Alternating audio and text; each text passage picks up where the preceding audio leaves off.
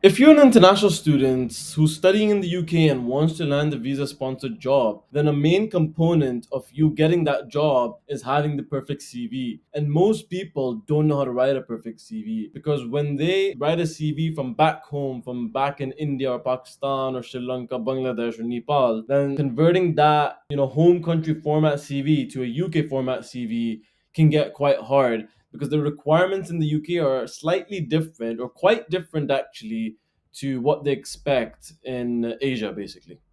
Now, the main component of a really good CV is the work experience section. Now, if you don't have any work experience, then that's a complete different story. But if you do, then that's really good. And ideally, you should have work experience when you come to the UK. Now, writing that work experience really depends on two major factors. Number one, are you writing really good bullet points? And number two, is the content of those bullet points really good? Essentially, think of it like this: it's the structure and it's the content. If the structure and content are really good, then everything else will be really good. Now, you need to remember a structure depends on three main things. A structure depends on the action verb, the process, and then the result. Thing is, you can intertwine all of this, but the action verb always stays in the beginning, basically. Think of it like that. So result and process are interchangeable, but action verb always stays in the beginning. Now, really, in simple words, if we simplify what we mean by action verb, result, and process, it means what did you do? How did you do it? And what was the outcome of what you did? Essentially, think of it like this: what was the result or what was the achievement of what you did? Now, once you've got the anatomy of a good CV bullet point ready, then you need to move on to the content. And a lot of people struggle with this because they end up writing really generic bullet points, and anything generic on a CV does not look good at all. So you want to completely avoid that, really. Now, for example, if you have worked in a mechanical engineering company, you need to basically go on a separate Google Doc.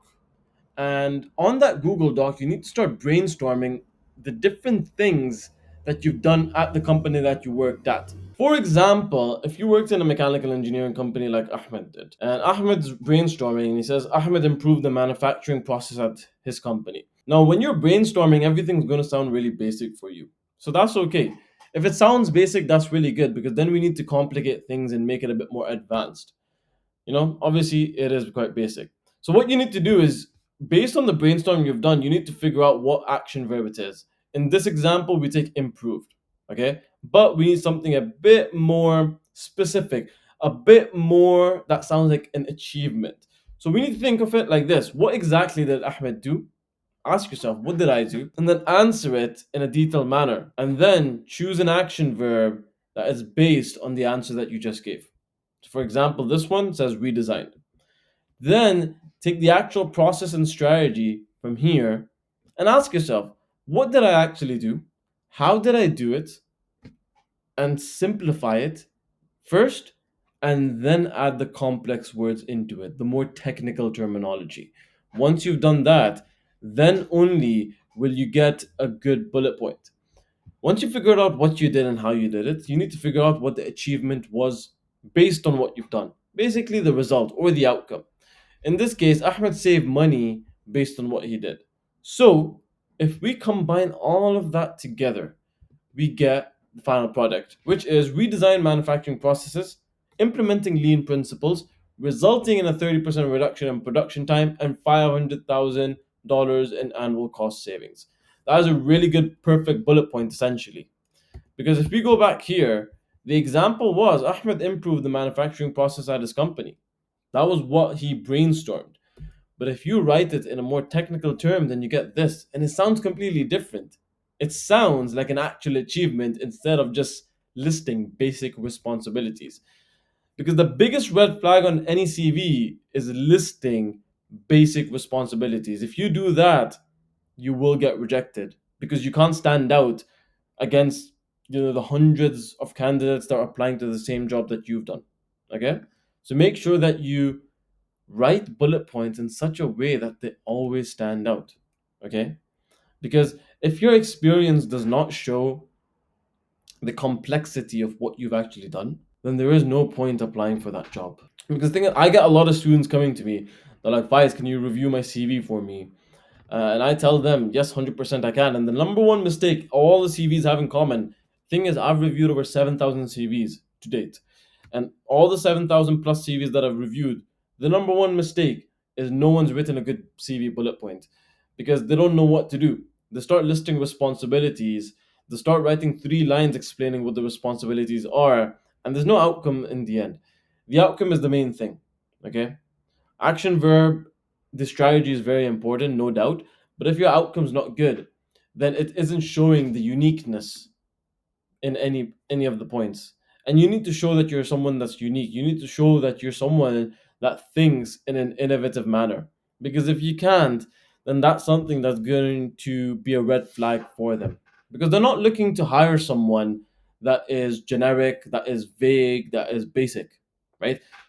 If you want a sponsored job, the key is sponsored because a sponsored job means that you're going to be getting a skilled worker visa. Keyword again is skilled. If you're not a skilled individual, if your bullet points are basic, if your achievements are basic, then you're not skilled enough and you don't deserve to get the skilled worker visa.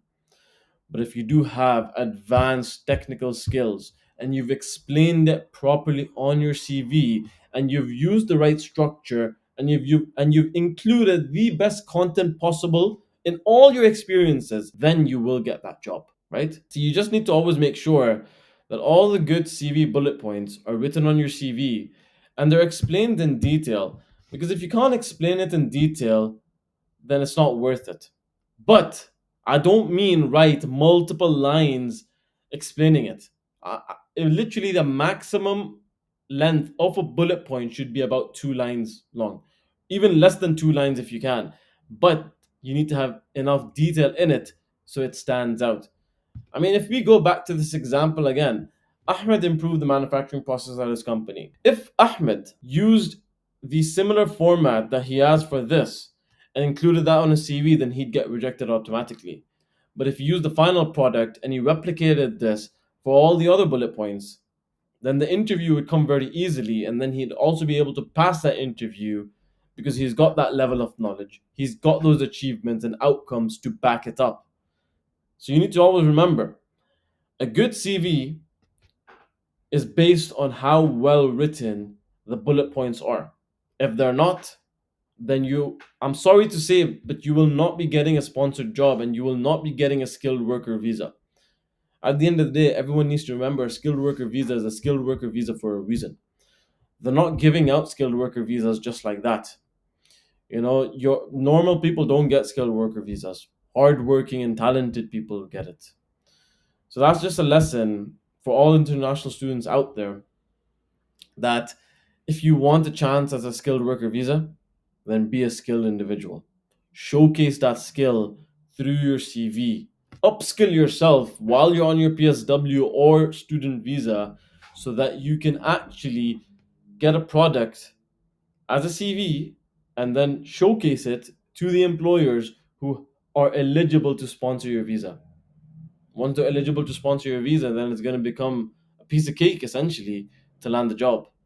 So make sure you do that and you'll be landing a visa. If you want CV support from myself, then DM me and I'll be more than happy to help out. Feel free to reach out to me whenever you want.